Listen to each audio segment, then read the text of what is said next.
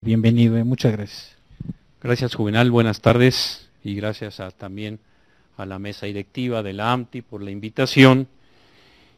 Y bueno, yo quiero aclarar un poco que lo que voy a presentar aquí no todo es terapia intensiva, quisiera aclarar esto.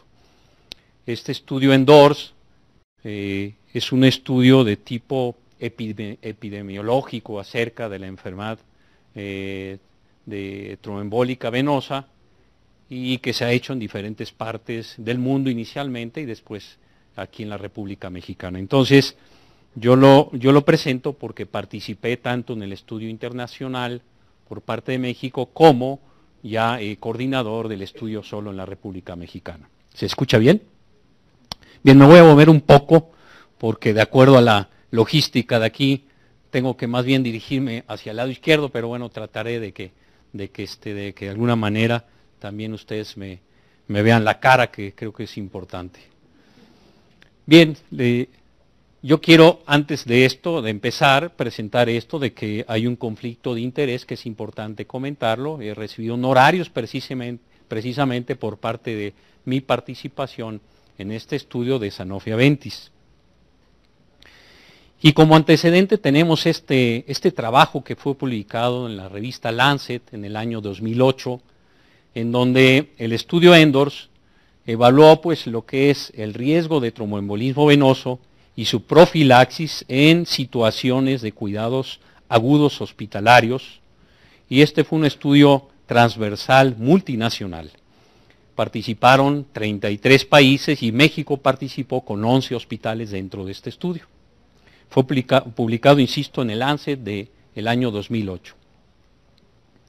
Ahora, ¿cuáles son los objetivos que yo pretendo en esta presentación? Bueno, es el de justificar la profilaxis y ver algunos beneficios de la misma en cuanto a la enfermedad tromboembólica venosa, el de justificar el estudio ENDORS 2, así se le llamó, el que se hizo ya solo en la República Mexicana, la presentación del protocolo del estudio, los resultados del mismo, y comparar los resultados de este estudio ENDORS 2 con los resultados del estudio ENDORS 1 y de forma global y lo que correspondió solo a la República Mexicana.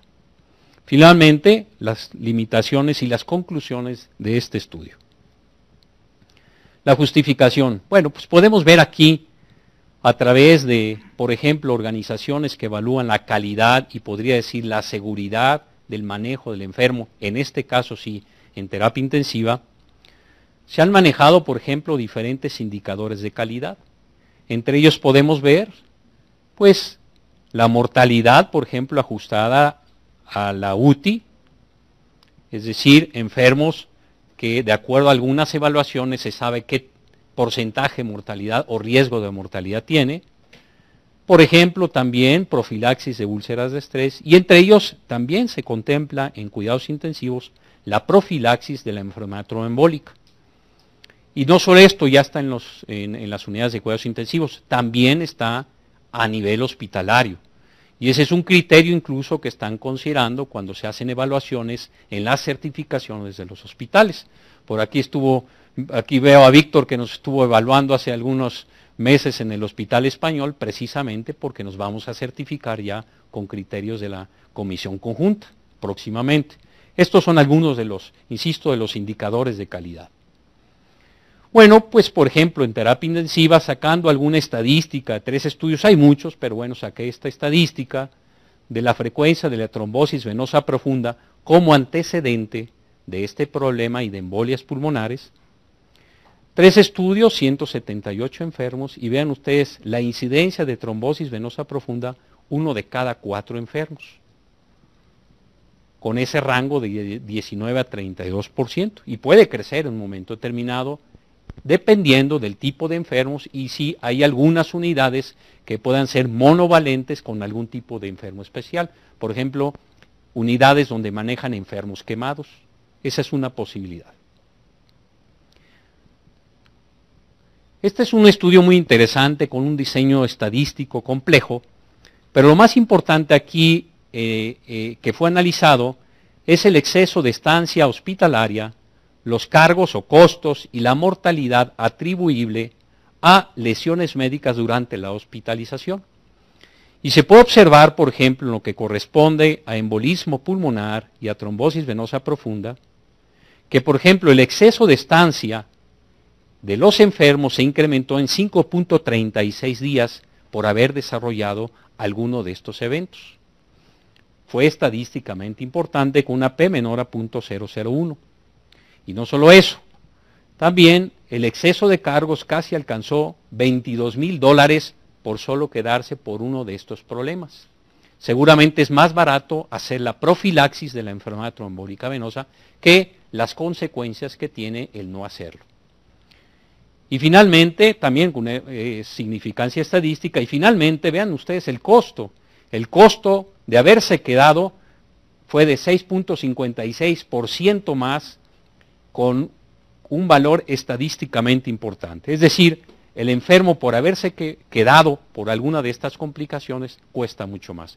¿Por qué? Porque el enfermo entonces ya va a tomografía, va quizá a estudios de otro tipo, una gamografía probablemente, o incluso el tratamiento es siempre mucho más caro que la profilaxis. ¿Por qué? Porque el monitoreo ya del tratamiento implica seguramente estudios de laboratorio más frecuentes que el solo establecer una profilaxis. Otra consecuencia, por ejemplo, de la enfermedad trombólica venosa es el síndrome postrombótico, que tiene una frecuencia total del 20 al 50% de los que desarrollan este problema, y severo, el síndrome postrombótico puede ser hasta en el 10% de los enfermos que lo desarrollan. Pero importante, otra vez, el costo que implica el desarrollo de esto es significativo.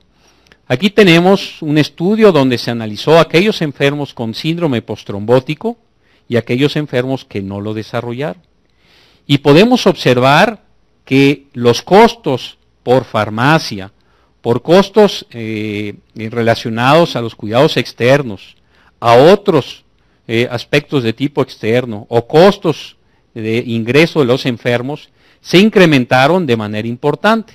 Y podemos ver, por ejemplo, que la media en aquellos que desarrollaron un síndrome postrombótico fue de $55,800, esto multiplicado pues por $1,000, contra aquellos enfermos que no desarrollaron el síndrome, $37,400 el cuidado de este problema. Y esto es, insisto, un problema frecuente en algo que no debería presentarse si nosotros consideráramos que la profilaxis, sea mecánica y o farmacológica, es mucho más barato. La siguiente. Pues ya tengo aquí el control. Bueno, la hipertensión es otro problema, la hipertensión pulmonar. La incidencia acumulada del problema en enfermos con embolismo pulmonar aguda es del 1% a 6 meses, pero bueno, 3 o casi 4% de los enfermos que hicieron embolias pulmonares a los 2 años desarrollan una hipertensión arterial pulmonar. Y las secuelas que tiene desde el punto de vista funcional son muy importantes también. Ahora, hay estudios que han ido evaluando el desarrollar medidas profilácticas para evitar el problema. Y medidas profilácticas, como les mencionaba, que pueden ser mecánicas simplemente, también agregadas algunas medidas de tipo farmacológico.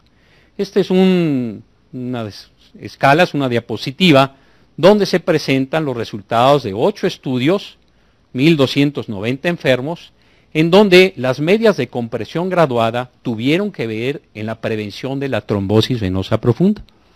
Y se puede observar que la incidencia en aquellos enfermos que no la tuvieron, el grupo control, que no tuvieron las medias, se presentó la trombosis venosa profunda hasta en el 25% de los casos.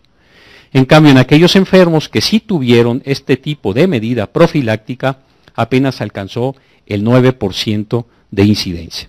Una diferencia que es importante.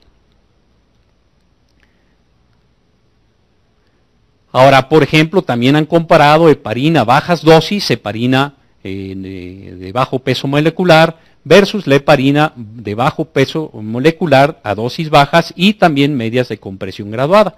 Y la combinación de estas dos medidas profilácticas, también en 6 estudios con 800 y tantos enfermos, fue diferente. 18% de incidencia en aquellos que solo tuvieron la heparina a bajas dosis versus aquellos que tuvieron la combinación de estas dos medidas profilácticas. Bien, estos son antecedentes de por qué se justifica el nosotros investigar si estamos haciendo bien las cosas o no. El protocolo de estudio ENDORS 2, bueno, pues fue una encuesta nacional, un estudio nacional multiinstitucional, transversal de prevalencia de riesgo para la enfermedad tromboembólica venosa y el uso de la profilaxis en enfermos hospitalizados. Es decir, es un estudio que se hizo en un solo día. ¿Cuáles son las bases y razones para este estudio? Bueno, sabemos nosotros que es una enfermedad prevenible que significantemente contribuye a la morbilidad y mortalidad en los enfermos hospitalizados, sean enfermos médicos o quirúrgicos. La profilaxis empezó con un manejo más agresivo, es decir, más profilaxis en los enfermos quirúrgicos, porque eran los enfermos que más se reportaba con el problema. Pero se ha encontrado en los últimos años que el enfermo no quirúrgico, el enfermo médico, también tiene muchos factores de riesgo para desarrollar este problema. También muchas complicaciones y muertes por la enfermedad tromboembólica venosa pueden evitarse con tromboprofilaxis. El problema es que esta es aún subóptima, si no se hace en todos los enfermos que requiere hacerse la profilaxis. La prevalencia es diferente en la tromboprofilaxis entre resultados globales, entre el estudio ENDORS, que voy a presentarles, el estudio que ya fue publicado, y los resultados que obtuvimos en México en ese mismo estudio, es decir, dentro del estudio ENDORS 1. Y finalmente tratábamos de ingresar un mayor número de enfermos en un nuevo estudio de prevalencia, lo cual no logramos desafortunadamente un mayor número. Los objetivos pues eran primarios: identificar enfermos en riesgo de la enfermedad internados en hospitales representativos en México, fueron hospitales seleccionados al azar, y determinar la proporción de enfermos con profilaxis para el problema.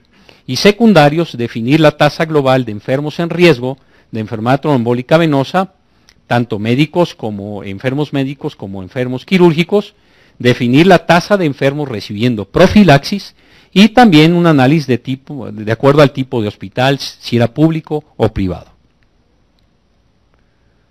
Los criterios de selección del hospital fueron hospitales que manejaran enfermos con problemas agudos, es decir, no hospitales de rehabilitación o problemas crónicos, y hospitales que tuvieran al menos 50 o más camas, y en el ingreso de sus enfermos se contemplaran patologías no quirúrgicas agudas, o aquellos también hospitales que manejaran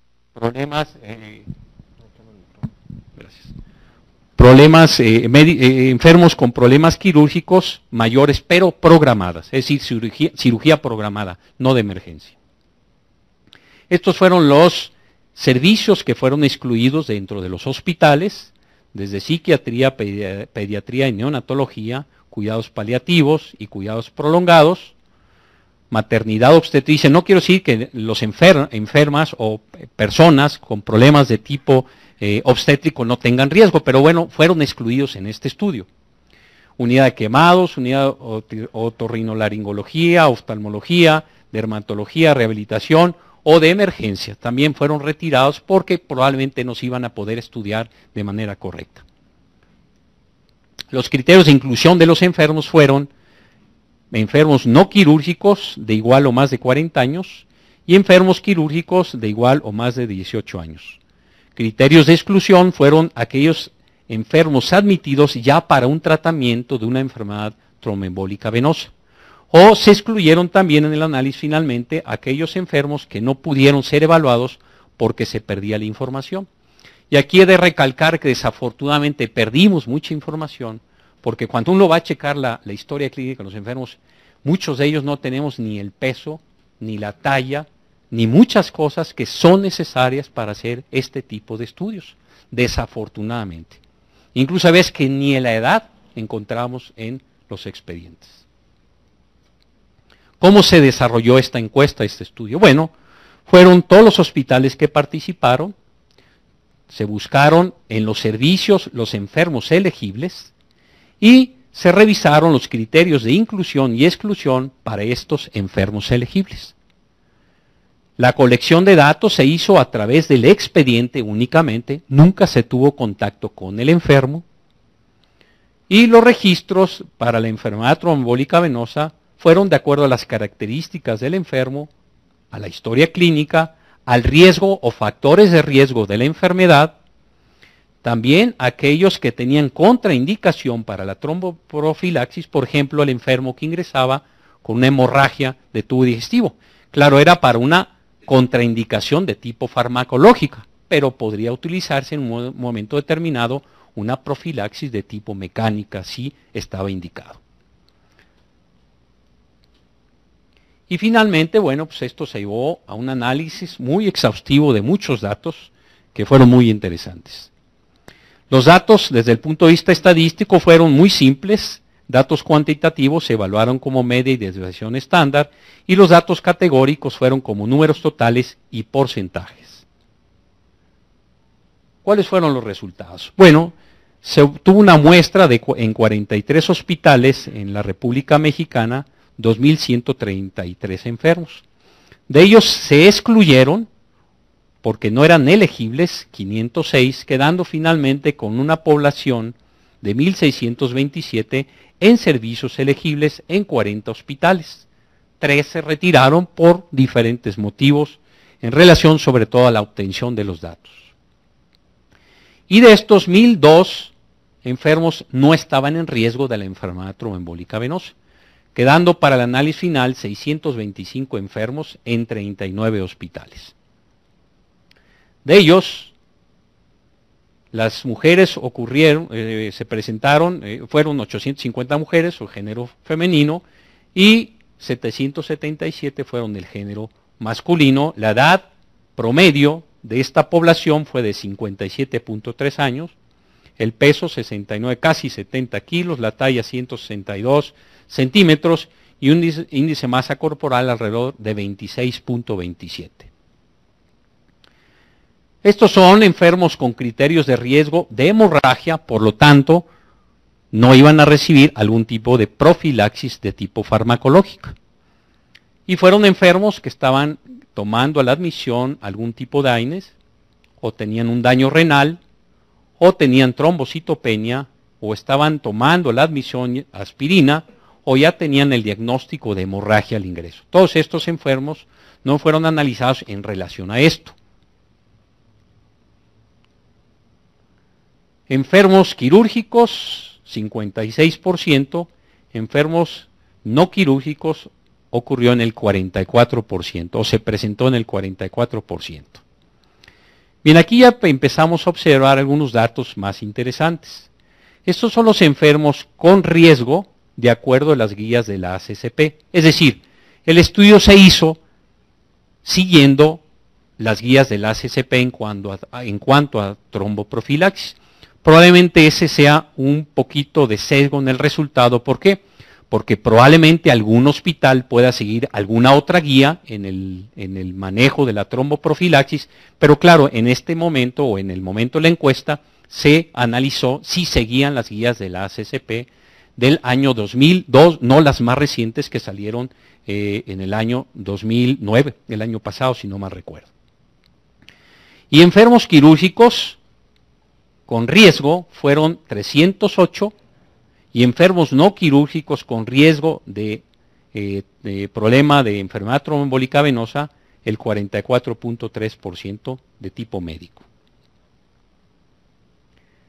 Condiciones médicas previas que tienen que ver quizá con factores de riesgo para la enfermedad trombólica venosa fueron los siguientes. Ningún factor de riesgo en el 32% de los enfermos encuestados, analizados. 23% de los enfermos encuestados o analizados tenían obesidad.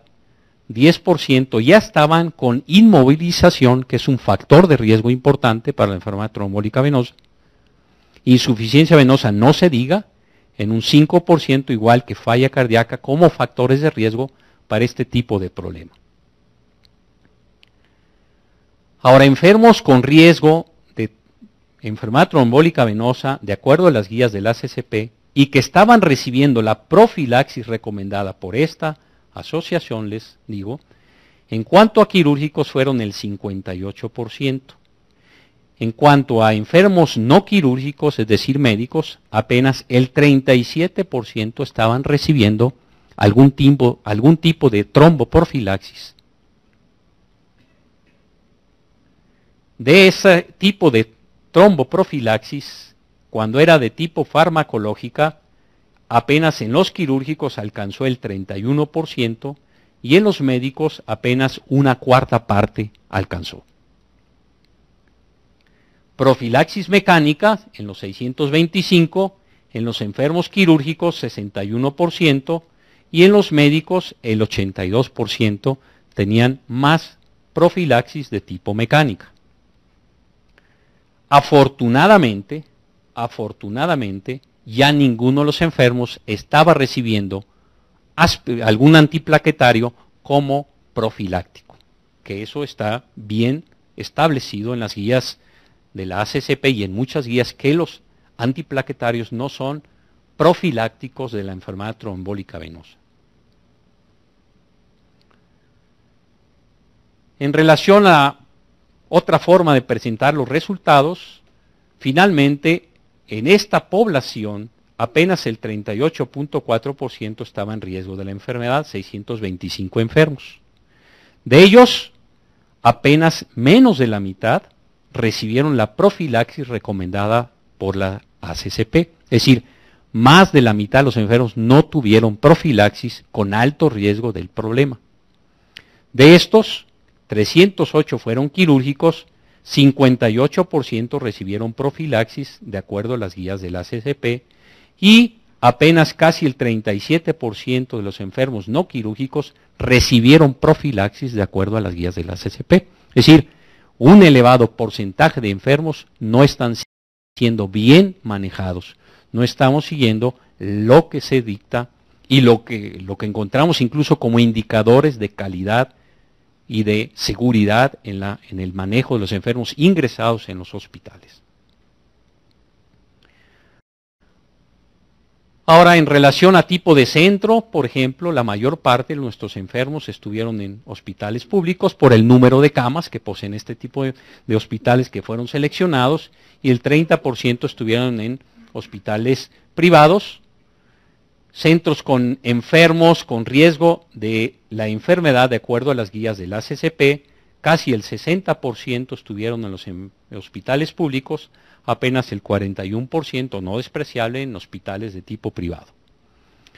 Ahora voy a hacer las comparaciones para que nos demos cuenta que realmente en 2 o 3 años de que se sacaron o de que se obtuvo la información en el ENDORS 1 prácticamente no hemos cambiado y que es algo que nos corresponde hacer. Aquí me voy a referir como ENDORS Global al resultado de todos los 33 países.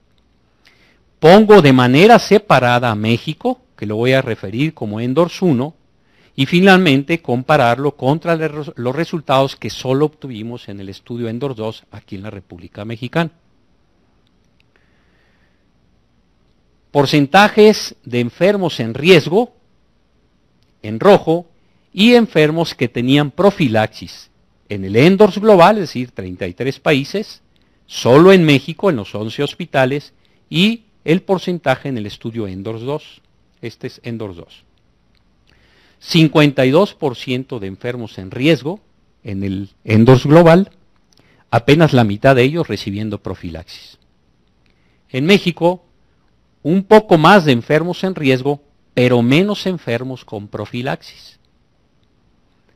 Y en el estudio ENDORS 2, menos enfermos en riesgo, 38%, pero seguimos prácticamente dejando un elevado porcentaje de enfermos sin tromboprofilaxis, el 47%.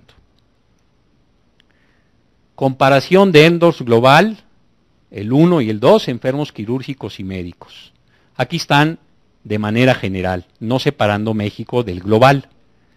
En el ENDORS 1, enfermos quirúrgicos ocuparon el 63%, mientras que en el ENDORS, los enfermos no quirúrgicos o médicos, 37%. En el ENDORS 2, 56%, quirúrgicos y 44% de los enfermos fueron de origen o de tipo no quirúrgico. Enfermos en global, en ENDORS global 1 y 2, quirúrgicos y médicos con riesgo, de acuerdo a las guías de la ACCP. En el global, los quirúrgicos con riesgo, 64%, en el ENDORS 1 en México, 68%, y en el ENDORS 2, 34%. Enfermos médicos, 42%, en global, 38% en el ENDORS 1 y 44% en el ENDORS solo en México. Ahora, enfermos quirúrgicos y médicos con riesgo, de acuerdo a las guías de la ACCP, y con profilaxis. En el global de los 33 países, casi el 60% tenían riesgo, apenas el 40% de los quirúrgicos y apenas 40% de los médicos estuvieron en riesgo y recibiendo profilaxis. México, formando parte de este grupo global de 33 países, curiosamente en el resultado de México solo, tenía más profilaxis en los enfermos médicos que en los quirúrgicos. Eso llamó la atención porque con los 33 países no somos iguales. No sé qué otros países resultaron igual que México, es decir, más profilaxis en los enfermos no quirúrgicos. No podemos saber nosotros, México, que otros países, porque la información de cada país fue enviada al coordinador del país, únicamente. Y en ENDORS 2, curiosamente, ya nos parecemos más al general, es decir, más enfermos quirúrgicos recibiendo tromboprofilaxis que aquellos enfermos no quirúrgicos o enfermos médicos. Entonces, nos parecemos prácticamente al resto del mundo. Elevado porcentaje de enfermos en riesgo, pero no recibiendo profilaxis, tanto quirúrgicos como no quirúrgicos, pero más los enfermos no quirúrgicos. ¿Cuáles son las fortalezas, las limitaciones y las conclusiones entonces de estos estudios? Bueno, se tiene una perspectiva multiinstitucional, es decir, pudimos saber más o menos más información, que será motivo quizá de otros trabajos, de cómo están haciéndolo, sobre todo en instituciones de tipo público versus las de tipo privado. Se tuvo una buena representación de la población hospitalizada, de enfermos en riesgo de la enfermedad tromboembólica venosa, tanto en hospitales públicos como privados, y se observó una elevada prevalencia aún de la enfermedad. Pero no solo eso, el problema es el uso de la profilaxis está realmente por abajo de lo que debe ser. Y nos parecemos a muchos países, créanme. En el resultado ENDORS global, sí, países que salieron muy bien, pues fueron Alemania, España, países de Europa. Estados Unidos, curiosamente, no salió tan bien como algunos países de Europa, como insisto, Alemania o España. ¿Cuáles son las limitaciones del estudio? Bueno, pues algunos enfermos que fueron excluidos quizá tenían riesgo de la enfermedad. Por ejemplo, enfermos jóvenes. En el grupo de enfermos no quirúrgicos, que era de 40 o más años, probablemente había enfermos de 35 o 38 que fueron excluidos, que también tenían factores de riesgo para el problema y fueron excluidos. Otro es que no tuvimos, desafortunadamente, grupos muy grandes con algún tipo de problema específico para hacer un análisis de subgrupos. Por ejemplo, estaba muy interesado en lo que ocurría en las unidades de cuidados intensivos, es decir, cómo estamos haciendo nosotros las cosas en las unidades de cuidados intensivos, donde tenemos enfermos con elevado riesgo del problema. Enfermos con sepsis, problema inflamatorio, catéter venoso.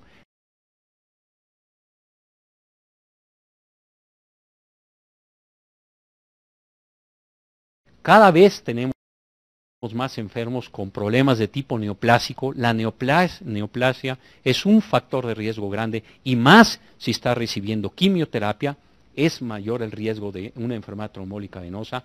La inmovilización que tenemos, recuerdan hoy los residentes que están conmigo, cómo en la mañana el doctor Sierra insistía en cómo mover a los enfermos, moverlos y moverlos. Y estamos viendo que incluso con respiradores están parando a los enfermos a caminar como un factor para muchas otras cosas, no solo para la enfermedad trombólica venosa, sino moverlos, rehabilitación. Entonces, este es un dato muy importante. Fue un diseño transversal, por lo tanto no se dio un seguimiento. Es decir, ahorita a lo mejor tenía buena profilaxis, pero no sabemos si cuando se va sigue con algún tipo de tromboprofilaxis por los factores de riesgo. A lo mejor se va a la casa con el cáncer que estamos diciendo, con los efectos de la quimioterapia, todavía con un catéter colocado porque recibe quimioterapia y además va a estar sentado o en cama, y son factores de riesgo para este problema. Entonces, este diseño transversal pues no nos permitió evaluar la duración de la tromboprofilaxis durante toda su estancia, y tampoco se pudo evaluar la duración y adecuación de la misma cuando se dio de alta el enfermo. En conclusiones, el ENDORS 2 confirma una elevada prevalencia de enfermos en riesgo para la enfermedad trombólica venosa, casi el 40% de los enfermos hospitalizados, y que tenemos que mejorar la profilaxis de esta enfermedad. El 47% de los enfermos hospitalizados reciben un método de profilaxis recomendada. Insisto, puede ser farmacológica y o mecánica, ¿verdad? De acuerdo a la condición de cada enfermo. La prevalencia de enfermos en riesgo de la enfermedad trombólica venosa es aún elevada. Esto se ha venido demostrado en diferentes estudios multicéntricos como este que se hizo de ENDORS 1, pero también ustedes pueden checar, hay muchos estudios que demuestran lo mismo. Se sigue utilizando de manera no adecuada, subóptima, la tromboprofilaxis, por lo menos de acuerdo a las guías de la ACCP, y el resultado que obtuvimos en ENDORS 2 fue muy similar al resultado de ENDORS global. Es decir, enfermos quirúrgicos reciben más tromboprofilaxis que los enfermos no quirúrgicos o médicos, y no se nos debe olvidar. Creo que eso es la última. Muchas gracias.